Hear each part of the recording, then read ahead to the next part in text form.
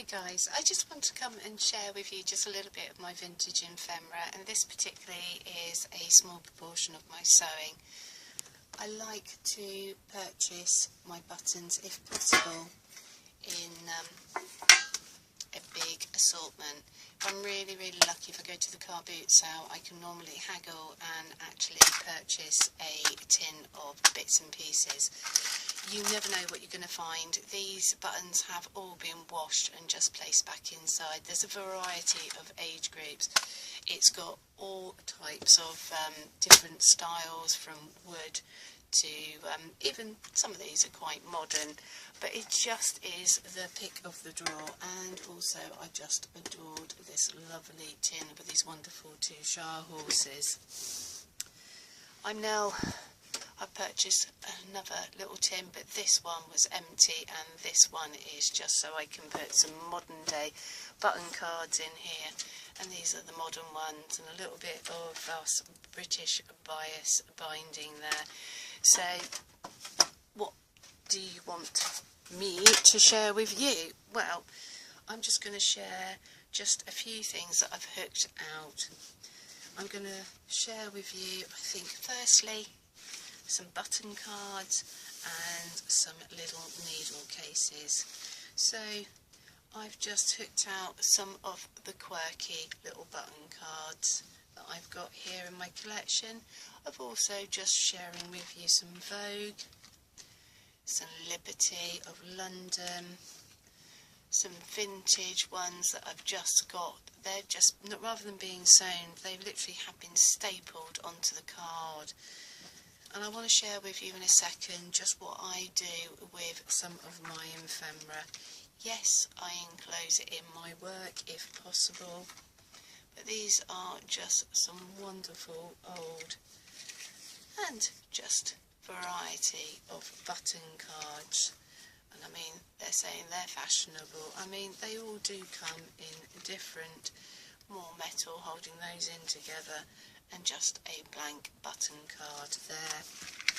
So just a quick share of some of the uses and how I've incorporated my button cards, my yellow pages here, and I've just made this collage in the past, and it's got uses of the button card on the far right hand corner here.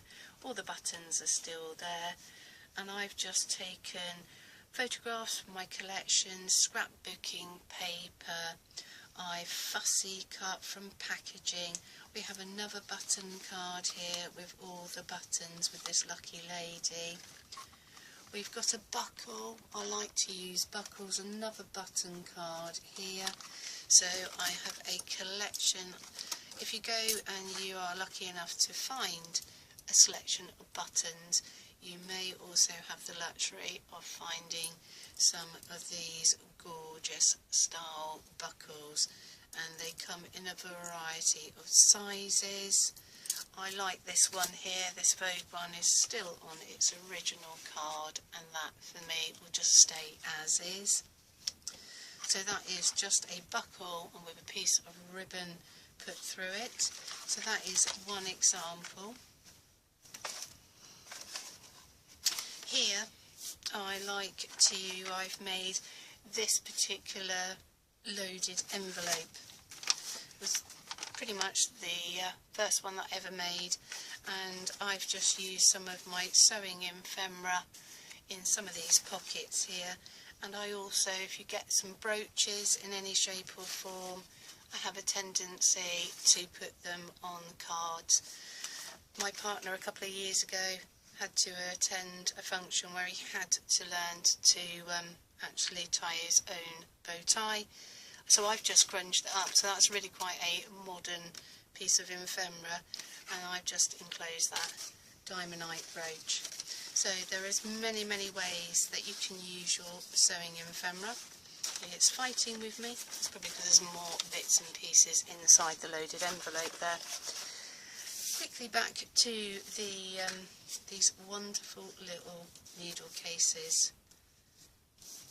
So we've got such a variety. I just want to share with you this Flora MacDonald needle packet, made in England. I just love the fact, and these, dare I say it, they've got their needles in,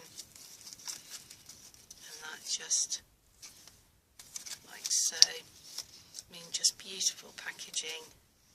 And this one, just look at the beautiful gold inside. Isn't that just lovely?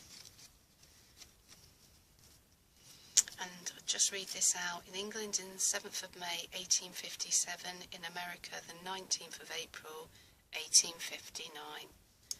So these are just some of the bits and pieces I have in my collection, and I hope you enjoyed sharing it with me. I'll catch up with you soon. Bye bye.